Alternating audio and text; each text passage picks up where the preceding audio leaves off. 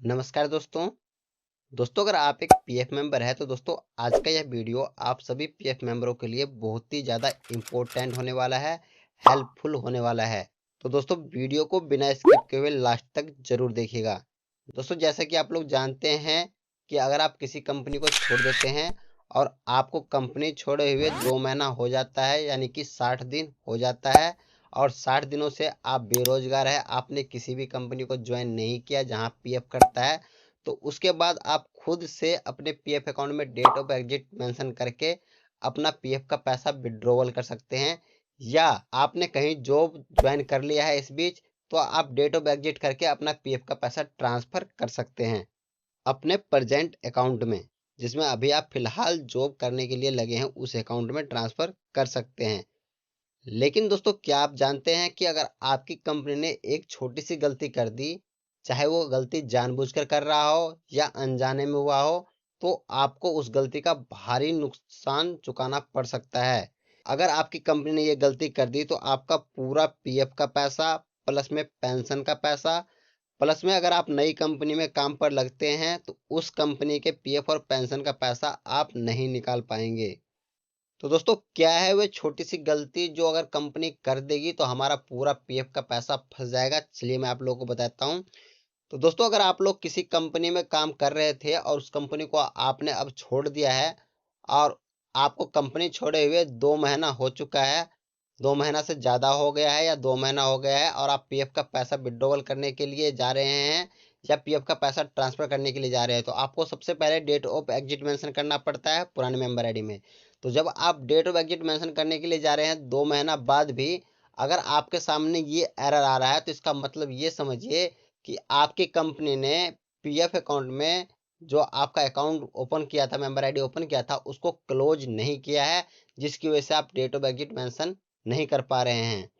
अगर आपको 2 महीना से कम दिन हुए हैं और जब अगर आप डेट ऑफ एग्जिट मेंशन करने जा रहे हैं, अगर आप लोगों को नौकरी छोड़े हुए 2 महीना से कम हुआ है और उस बीच आप अगर डेट ऑफ एग्जिट मेंशन करने के लिए जा रहे हैं, तो वहां पे अगर ये एरर आपके सामने आ रहा है तो कोई दिक्कत नहीं है। इसका मतलब ये है कि अभी आपका कंट्रीब्यूशन चल रहा है और कंपनी 2 महीना के बाद ही आपका कंट्रीब्यूशन स्टॉप करेगी। अगर आपको 2 महीना से ज़्यादा हो चुका है, 3 महीना हो चुका है, 4 महीना हो चुका है और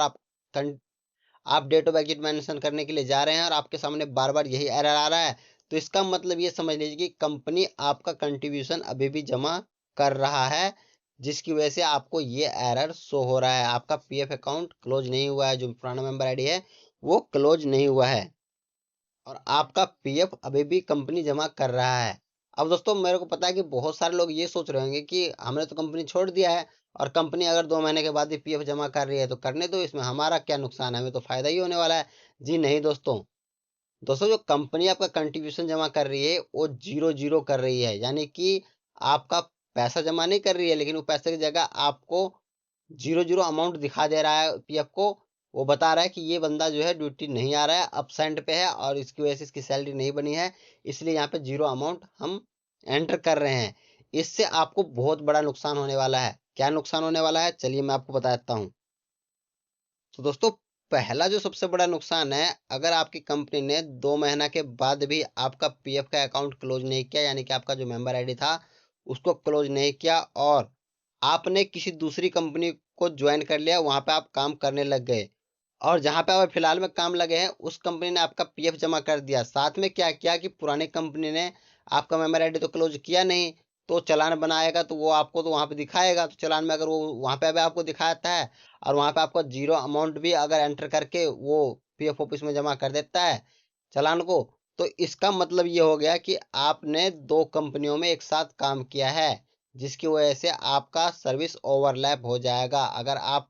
प्रेजेंट कंपनी का पीएफ का पैसा निकालने के लिए जाएंगे प्रेजेंट कंपनी से कभी भी भविष्य में, तो वहां पे आपको सर्विस ओवरलैप की प्रॉब्लम आ जाएगी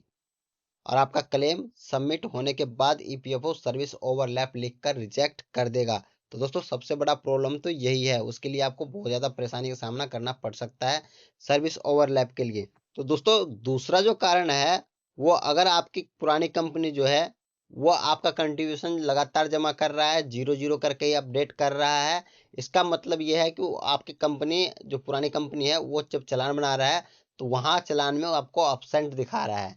अब वो जितना दिन भी चालान जमा कर रहा है, जैसे कि 1 महीना हो गया, 2 महीना हो गया, 3 महीना हो गया, आपको 0-0 करके वहाँ पे शो कर रहा है, उतना ही दिन आपका एनसीपी डेज जो है वो बढ़ रहा है। यानी कि आपका छुट्टी बढ़ रहा है, और छुट्टी बढ़ने से, एनसीपी डेज बढ़ने से आपको क्या नुकसान होने वाला है? तो एनसीपी डेज बढ़ने से आपके पेंशन का पैसा का नुकसान होने वाला है, क्योंकि दोस्तों पेंशन का पैसा विड्रॉवल करने में या पेंशन मिलने में एनसीपी डेज का बहुत ही महत्वपूर्ण रोल होता है ईपीएफओ में। अगर आपका एनसीपी डेज ज़्यादा होता है तो आपका जितना पीएफ अमाउंट बन रहा होगा, जितना पेंशन अमाउंट बन रहा होगा, उसमें से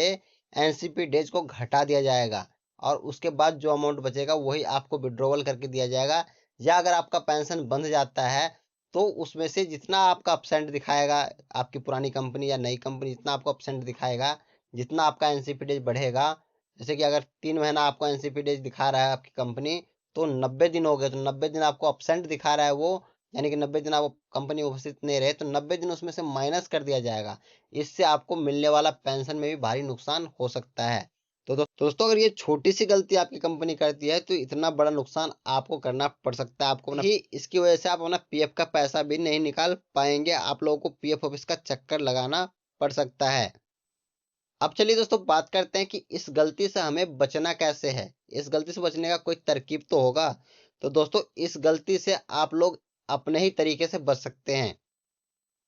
अगर आप लोगों को नौकरी छोड़े हुए जिस दिन आप लोगों ने रिजाइन दिया है उस दिन से 60 दिन तक आप लोग बेरोजगार है, और उसके बाद अगर आप लोग अपने कंपनी, पुरानी कंपनी में डेट ऑफ एग्जिट मेंशन करने के लिए जा रहे हैं और वहां पे डेट ऑफ एग्जिट मेंशन नहीं हो रहा है, तो तुरंत अपनी कंपनी से संपर्क कीजिए और उनको कहिए कि सर हमारा जो मेंबर आईडी है वो क्लोज कीजिए, हमें पैसा निकालना है, हमें डेट ऑफ एग्जिट मेंशन करना है, पैसा निकालना है, तो उसको क्लोज कीजिए। तो आप अपनी कंपनी से बात करके उसको तुरंत ही क्लोज करवा लीजिए अगर आपको 60 दिन हो चुका है नौकरी छोड़े हुए तो। अब दोस्तों, बहुत सारे पीएफ मेंबरों के साथ एक समस्या और देखने को मिला है कि वो क्या करते हैं कि कंपनी से उनकी अच्छी बनती नहीं है, कई बार उनका आपस में बातचीत व्यवहार अच्छा नहीं होता है कंपनी के साथ। तो क्या होता है कि कई कंपनी खुन्नस निकालने के लिए क्या करती है, उनको फंसाने के लिए, कि उनका जो है इस तरह का जो है सीन क्रिएट कर देती है, जिसकी वजह से क्या होता है कि पीएफ मेंबर परेशान हो जाते हैं और उनको बार बार कंपनी के चक्कर लगाना पड़ता है, फिर भी कंपनी उसकी नहीं सुनता है। तो दोस्तों, आप लोग ऐसा गलती नहीं करना है। आप लोग किसी भी कंपनी में अगर जॉब पे लगे हुए हैं और नौकरी कर रहे हैं, तो आपका सारा काम जो है ईपीएफओ ने सारा काम कंपनी के जिम्मा सौंप रखा है। आपको पता है कि ज्वाइंट डिक्लेरेशन फॉर्म सबमिट करेंगे तो उसको सबसे पहले कंपनी अप्रूवल करेगा। अगर आप केवाईसी करते हैं तो आपकी कंपनी ही आपका केवाईसी डिजिटल सिग्नेचर करेगा, तभी अप्रूवल होगा। अगर आप लोग कुछ भी किसी भी तरह का कोई दिक्कत अगर होता है तो आपको आपकी कंपनी सॉल्व करके देगा, दूसरा कोई सॉल्व नहीं करेगा। पीएफ ऑफिस साफ सीधा कहता है कि आपको जो भी समस्या है अपनी कंपनी से कहिए। केवल आपका पीएफ का पैसा जो विड्रॉवल होता है, वो जो ऑनलाइन क्लेम आप सबमिट करते हैं वही पीएफ ऑफिस देखता है, बाकी सारा आपकी कंपनी के देख रेख में होता है। तो आप लोग कंपनी से, जब तक आप कंपनी में काम कर रहे हैं, तो उनसे अच्छी बना कर रखें, ताकि अगर आपको भविष्य में कभी भी जरूरत पड़े तो आपका काम तुरंत बन जाए।